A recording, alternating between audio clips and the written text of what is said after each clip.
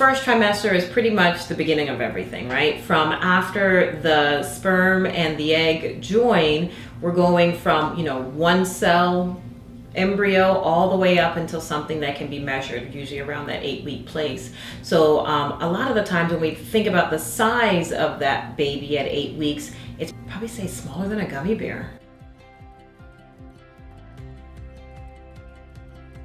So most women during their first trimester, they complain about fatigue. They're tired, and of course they're tired because they're making a whole new life.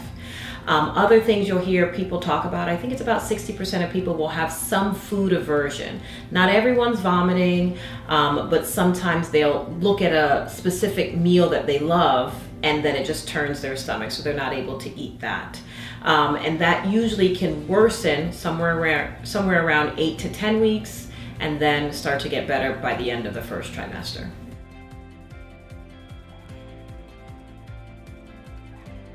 First thing I would say, if you're taking any medication, especially if it's for a medical condition, before stopping any medicine, I would recommend talking to a provider first. There are some medicines that we would switch you to that might be safer during pregnancy.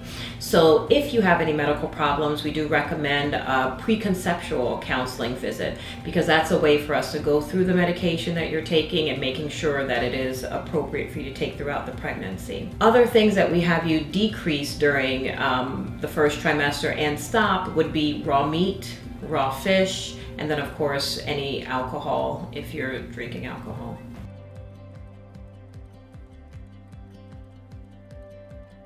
Definitely. So increasing your folic acid is going to be the biggest thing with taking a prenatal vitamin. So even just looking at the back of the prenatal, making sure it has 100% of the daily recommended is going to be good.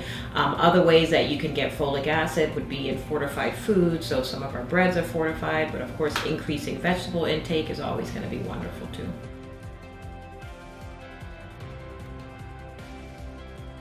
A lot of the times, if you're already doing that exercise, you can continue to do that exercise throughout the first trimester as well as through the pregnancy.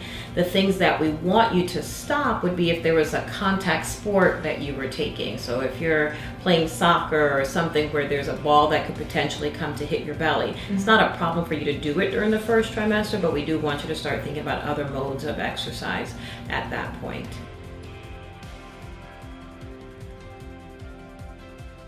So initially with our OB appointments, you're probably going to come to the office about every 4 weeks, depending on when you initiate that care.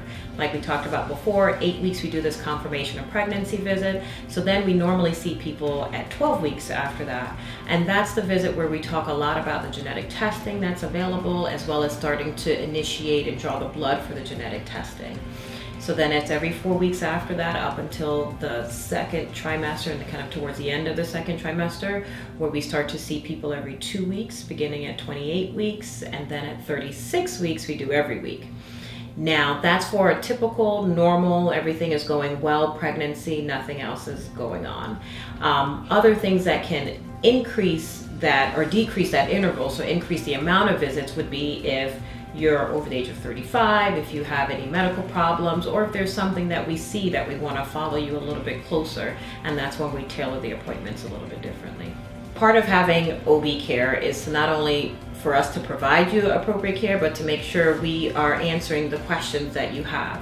So at each of your visits, I would definitely recommend either writing down questions beforehand so that you don't forget, but bringing questions to the office visit so that we can make sure all of the questions are answered.